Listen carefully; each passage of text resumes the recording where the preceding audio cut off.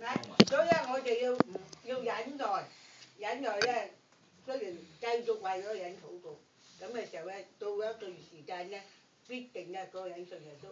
好可能咧，即係好話唔好講，我爸爸死咗，有個人咧，我哋為佢親戚祈禱，我爸爸死咗佢先信耶穌，係嘛？咁咧希望咧，我哋未被提一啲啲人都悔改，唔係啊，到我哋被提佢先悔改咧，就不得了啦，咁即係。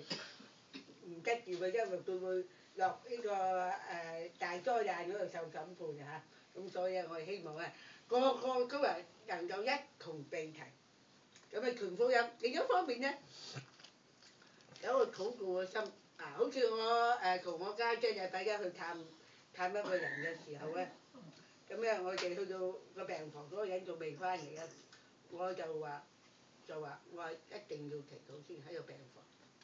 知唔知點解？因為咧要潔淨嗰個空氣啊！你知唔知呢度好似阿嫂話有靈氣？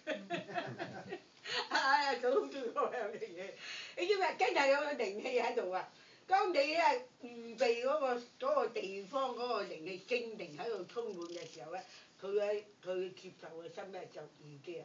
而且咧要奉耶穌名字趕出魔鬼撒旦嘅工作，因為咧聖經喺以弗所書第6章講話，要執政嘅掌權嘅管理幽暗惡者同埋空中屬靈氣惡魔嚟到爭戰。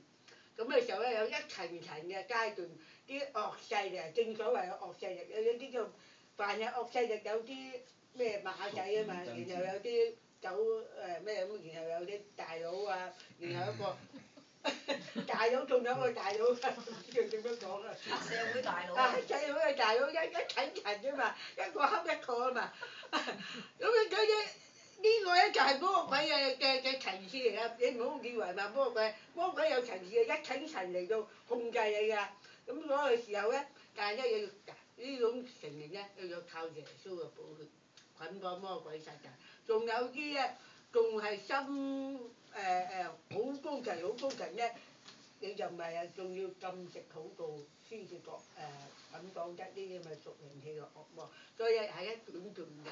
咁啊，有隻細蚊仔蝦你就可以趕佢啦。就係假如佢有支槍咁啊，係咪啊？但係一又奉耶穌嘅名，佢又有個人就係啊，佢就係咁樣，佢唔知遇到咩事，佢話講奉耶穌嘅名，佢真係嚇到佢話發都唔計啊！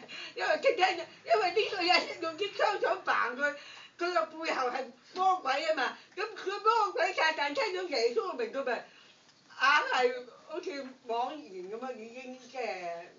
Lisa 學得你最足，佢成日通嘅。係啊。佢去邊度？佢聽得多嘛佢。而家個林書豪打波都係㗎，揭聖經啊，林打波之前揭聖經嘅直情。係啊，而家。